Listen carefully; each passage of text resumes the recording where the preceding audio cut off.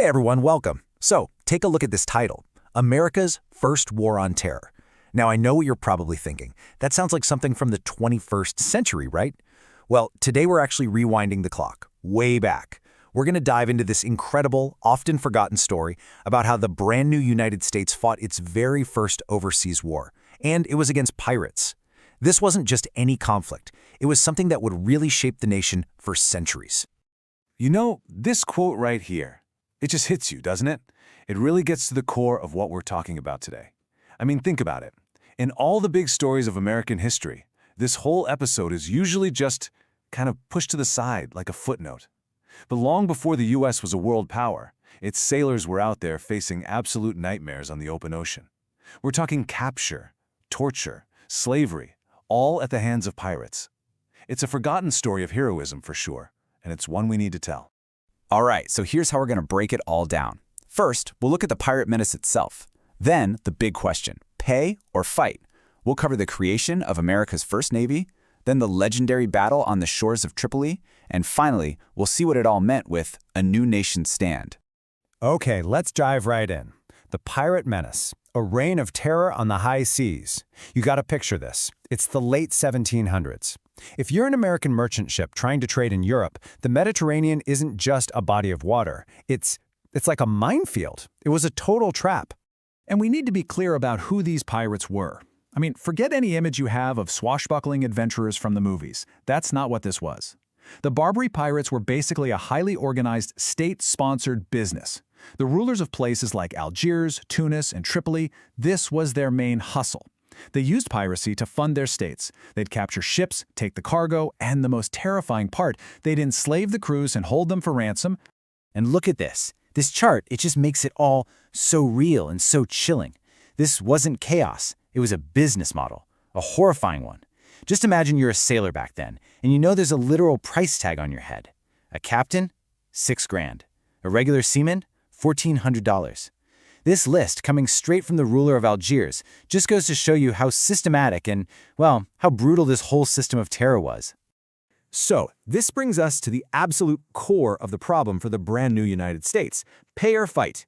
I mean, this country had just fought a whole revolution for the ideals of freedom and independence, and now, right out of the gate, they're faced with this massive international extortion racket. What do you do? And this chart here really lays out the tough spot they were in. On one hand, you could just pay the tribute. Honestly, for centuries, that's what the big European powers did. They just paid them off. It was basically protection money. Cheaper in the short run, but it was humiliating and it just led to more demands. The other choice? Fight back. Stand up for your national honor. But, and this is a huge but, America didn't have a navy. They'd gotten rid of it after the revolution. So fighting meant starting from scratch, which was going to be incredibly expensive and super risky for a young country already deep in debt. Which brings us to America's first Navy, forging a shield. In the end, the choice they made was, well, it was monumental. Faced with this impossible choice, endless blackmail, or a fight for freedom on the high seas, they chose to fight. And believe me, this was so much more than just a line item in a budget. In 1794, Congress gave the green light to build 6 powerful frigates. These ships were the seeds of the modern U.S. Navy. It was basically a declaration to the entire world. The message was clear. America is done paying for peace. We will fight to protect our people and our trade. And this decision, it created a new breed of American hero, guys like the incredible Stephen Decatur.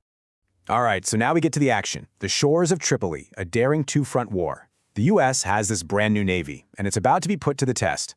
They launched their first ever overseas military operation, and the target was right in the heart of the pirate state of Tripoli. And the plan they came up with was just so bold you almost can't believe it. Part 1 was straightforward enough. The new frigates would blockade Tripoli's harbor from the sea. But Part 2 was a ground invasion. And it was an idea that sounded almost crazy. Okay, this is seriously one of the wildest stories in all of American military history.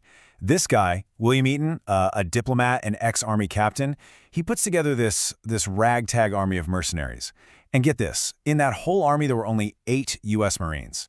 He then leads this motley crew on an insane 500-mile trek across the brutal North African desert. Their goal?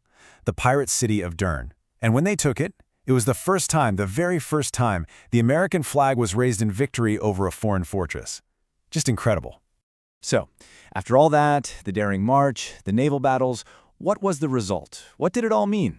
Well, this was nothing less than a turning point. It's where America really started to forge its identity on the world stage. And the results were just transformative. Take a look. Tribute payments went from high to zero. Done. No more blackmail. And international respect went from low to high. All of a sudden, the powers in Europe were paying attention. This new country, the United States, had actually done what they wouldn't. They didn't just pay the pirates off, they stood up to them. And they won. Really, what this whole conflict did was hammer home a core principle of American foreign policy. You know that famous line in the Marines hymn, "To the Shores of Tripoli"? Yeah, it comes directly from this war. It set the precedent that America was a nation that would fight for its interests, that it would project its power to defend itself, not just pay to make problems go away. And that really leaves us with something to think about, doesn't it? We called this America's First War on Terror. And when you think about it, a conflict against state-sponsored actors, a non-traditional enemy, a strategy that mixed naval power with a secret ground mission, does any of that sound familiar? It makes you wonder, what lessons from those shores of Tripoli, from over 200 years ago, are still echoing in the world today? And a quick reminder, this is for entertainment and educational purposes only.